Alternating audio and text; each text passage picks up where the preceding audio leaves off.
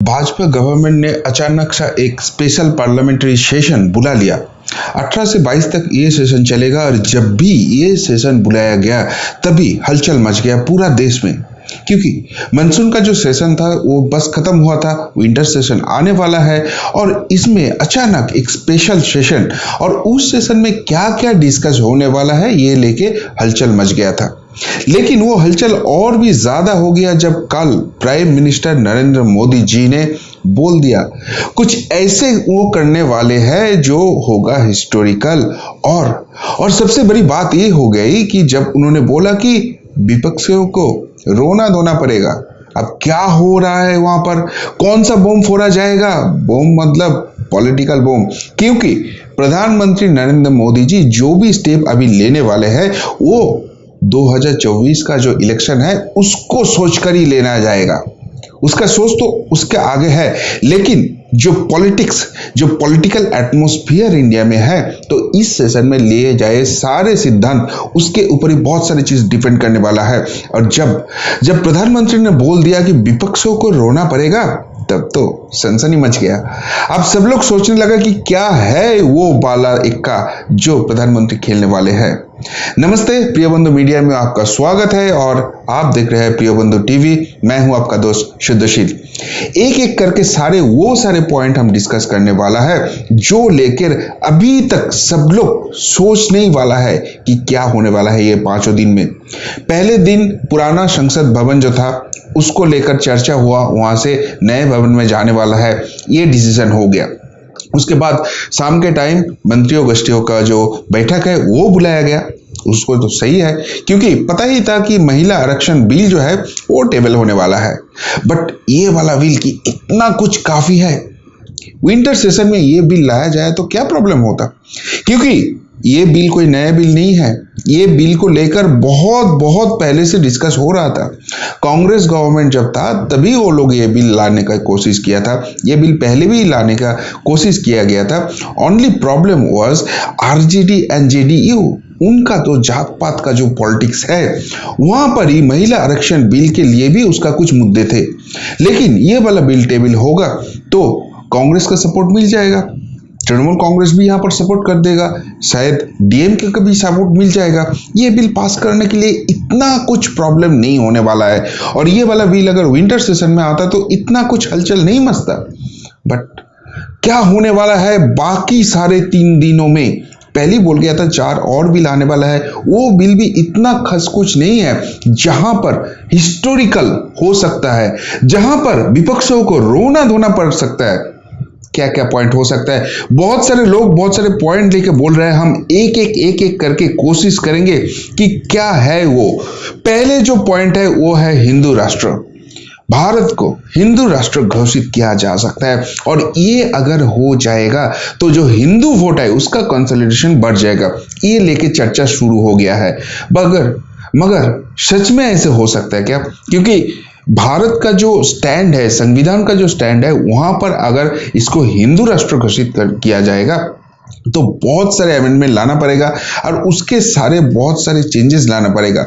इतना आसान नहीं होगा क्योंकि संविधान का चेंजेस का बात है, 2/3 मेजोरिटी का क्वेश्चन है। तो ये सब लेके अभी हिंदू राष्ट्रों के लिए शायद इतना गरिष्ठता नहीं है भाजपा के पास जो ये रिस्क ले सकता है, क्योंकि हिंदू राष्ट्रों का घोषणा होगा तो एनडीए के जो दूसरे पार्टीज है वहां पर भी सपोर्ट मिलना थोड़ा टफ हो सकता है। तो हिंदू राष्ट्र तो नहीं होने वाला है। दूसरी जो चीज है जो लेके चर्चा हो रहा है वो है इंडिया को भारत रिनेम कर देना। देखिए, इंडिया धीरे धीरे भारत हो जाएगा और सारे चीज में भारत ही आ जाएगा। ये वाला चीज है तो वोट बैंक में ऑब्वियसली ये अफेक्ट करने वाला है, but the problem is Bharat only रहेगा, इंडिया नहीं रहेगा। ये स्टांस लेने के लिए भी जितना मेजोरिटी होना चाहिए वो वाला नहीं है। और संविधान में जो पॉइंट है जहां पर भारत और इंडिया सिमिलरली यूज कर सकते हैं, तो नरेंद्र मोदी गवर्नमेंट धीरे धीरे ये स्टेप लेके आएंगे जो G20 से चालू हो गया, बट उसके लिए स्पेशल सेशन नहीं हो सकता है। और इसमें रोने धोने का क्या बात है? हाँ, ऑपोजिशन थोड़ा इसको अपोज कर सकते हैं, भाजपा वाले और एनडीए वाले वो लोग इसके इम्पीच कर सकते हैं कि नहीं नहीं ये भारतीय, हम बोलेंगे आपको जो करना है कर लो। क्योंकि INDIA जो हुआ है, इंडी अलायंस जो हुआ है, उसको लेकर भारत नाम को सामने लेके आना, उसके लिए संविधान का चेंजेस नहीं है, उसके लिए स्पेशल सेशन करने का इतना कोई जरूरत नहीं है। तो ये वाला पॉइंट भी, ये वाला मुद्दे भी इतना कुछ खास नहीं लग रहा है। तो थर्ड पॉइंट क्या हो सकता है, कहां पर बॉम्ब फोड़ा जा सकता है? One nation one vote. हाँ, ये बहुत सारे चर्चे में है, बट आपको एक चीज आपके दिमाग में रखना होगा कि वन नेशन वन वोट करने के लिए एक कमेटी, जो हमारा एक्स प्रेसिडेंट था राष्ट्रपति महोदय रामनाथ कोविंद जी को, वहां को हेड करके एक कमेटी बनाया गया। तो उसका प्रॉस एंड कॉन्स वो सारी चीज सामने आने वाले हैं, तो उसको अभी टेबल करने के लायक नहीं है। और वन नेशन वन वोट होगा, कुछ लोग अपोज करेंगे, जिन लोगों के पास अभी विधानसभा चुनाव होने वाला है एक डेढ़ साल में, वो लोग शायद मान जाएंगे। तो ये अपोजिशन को रुलाने वाला इतना कुछ बड़ा इशू नहीं हो सकता है। पॉइंट नंबर 4 एक चर्चे में आ रहा है, क्या है वो पॉइंट? वो है POK, पाकिस्तान ऑक्युपाइड कश्मीर। देखिए, ये इसके लिए स्पेशल सेशन का क्या मुद्दा रहेगा? क्योंकि POK अगर हमारे पास लेके आना होगा तो शायद जंग छेड़ना पड़ेगा, और उसके लिए पार्लियामेंट्री सेशन ऐसे तो नहीं हो सकता है। और दूसरी बात यह है, जब आपको मालूम है, जब धारा 370 लागू किए, जब उसको जम्मू कश्मीर से हटाया गया था, तब हमारा स्वराष्ट्र मंत्री माननीय श्री अमित शाह जी, उन्होंने बोल दिया था कि POK का क्या बात कर रहे हो, हम तो सियाचिन लेके आएंगे। तो ये भाजपा गवर्नमेंट का एजेंडा में ही है। तो इसको लेके नए टेबल करना और ये विपक्षों को कैसे रुलाएगा, ये पॉइंट भी इतना कुछ जम नहीं रहा है। 5वां पॉइंट जो सामने आ रहा है वो है लोकसभा वोट। कोई कोई बोल रहा है कि लोकसभा वोट शायद दिसंबर में हो जाएगा, ये जो स्पेशल सेशन होगा उसके बाद ही प्रधानमंत्री नरेंद्र मोदी जी ये घोषित कर देंगे कि ये हमारा लास्ट सेशन है, हम अभी दिसंबर में लोकसभा चुनाव कर लेंगे, और मे भी उसके साथ ही वन नेशन वन वोट का भी नारा वो बता देंगे। लेकिन लोकसभा वोट थोड़ा आगे लेके आने के बाद विपक्षों को रोने का कोई बात नहीं है, क्योंकि एक चीज है जी, INDIA जो बनाया गया है उनका जो केमिस्ट्री वो अभी तक इतना अच्छे नहीं हुआ है। तो अगर अभी दिसंबर में वोट हो जाएंगे तो भाजपा को शायद कुछ अच्छे चीज मिल जाएगा। लेकिन यहाँ पर दो चीज है, एक तो है अभी यहाँ पर वर्ल्ड कप क्रिकेट होने वाला है, वर्ल्ड कप क्रिकेट और वोट का प्रचार दोनों एक साथ थोड़ा मुश्किल लग रहा है, शायद ये नहीं हो सकता है। दूसरी चीज है कि इस बार जो 2024 का चुनाव होगा उसमें एक बड़ा मुद्दा होने वाला है अयोध्या में राम मंदिर, तो जिसका उद्घाटन होने वाला है जनवरी में, उसके पहली वोट में जाने का रिस्क लेंगे भाजपा गवर्नमेंट? ये भी एक क्वेश्चनेबल पॉइंट है। तो फिर क्या है, क्या ऐसे मुद्दा है जो विपक्ष को रुला के रख देगा? एक पॉइंट उखाड़ के आ रहे हैं और वो है एम्पावरमेंट ऑफ एजेंसीज, जो शायद सारे विपक्षों को रुलाने के लायक बना देंगे। क्या है ये एम्पावरमेंट ऑफ एजेंसीज? देखिए, अभी हमारा देश में जो भी कार्रवाई हो रहा है भ्रष्टाचार के बाद अगेंस्ट, वहां पर ED CBI का जो मूव है वो थोड़ा स्लो होते जा रहा है। क्यों, कैसे? क्योंकि जो भी इन्वेस्टिगेशन हो रहा है उसमें जो भी बहुत ही पावरफुल है वो कोर्ट में जा रहा है, और उसको हेल्प करने के लिए one series of lawyers are there, जो बहुत ही उसका फीस बहुत हाइज है, एंड सारे के सारे ये भ्रष्टाचार का जो हो रहा है कोर्ट में फाइट, वो पहले लोकल कोर्ट में जा रहा है, उसका डिवीजन बेंच पे जा रहा है, फिर सुप्रीम कोर्ट में जा रहा है, सुप्रीम कोर्ट का डिवीजन बेंच पे जा रहा है, वहां से जब खारिज हो रहा है तो फिर यहाँ पर हाई कोर्ट में आ रहा है, वहां पर SLP बना रहा है, बहुत सारी चीज कर रहा है जो पूरा प्रोसेस को डिले कर दिया है। और ये प्रोसेस डिले होते होते जो जस्टिस है वो कहीं पे दब रहा है। अभी ऐसे कुछ रूल आने वाला है, क्योंकि आपको मालूम है जो हमारा G20 का अभी जो बहुत बड़ा सफल कर्मसूची रहा, वहां पर एक बड़ा मुद्दा था, वो था भ्रष्टाचार के अगेंस्ट लड़ाई करना है, करप्शन के अगेंस्ट लड़ाई करना है। आपको 15 अगस्त का भाषण प्रधानमंत्री जी का भी शायद याद रहेगा, जहां पर उन्होंने परिवारवाद, भ्रष्टाचार ये सब लेके बात किए थे। और ये जो 2024 का चुनाव रहेगा वहां पर तो नैरेटिव एक रहेगा, एक ही नैरेटिव रहेगा, फाइट अगेंस्ट करप्शन। और वहां पर सारे विपक्षों जो वो INDI जो बनाया है उसका जो भ्रष्टाचार है वो लेके अभी से प्रधानमंत्री जी बहुत बहुत हाईलाइट कर रहे हैं। तो यहाँ पर ही लग रहा है कि पहले हमको सुनने में आया था कि एक CIO करके पोस्ट आ रहा है जिसके अंडर ED और CBI दोनों ही रहेगा और ये CIO डायरेक्टली रिपोर्ट करेंगे प्रधानमंत्री को।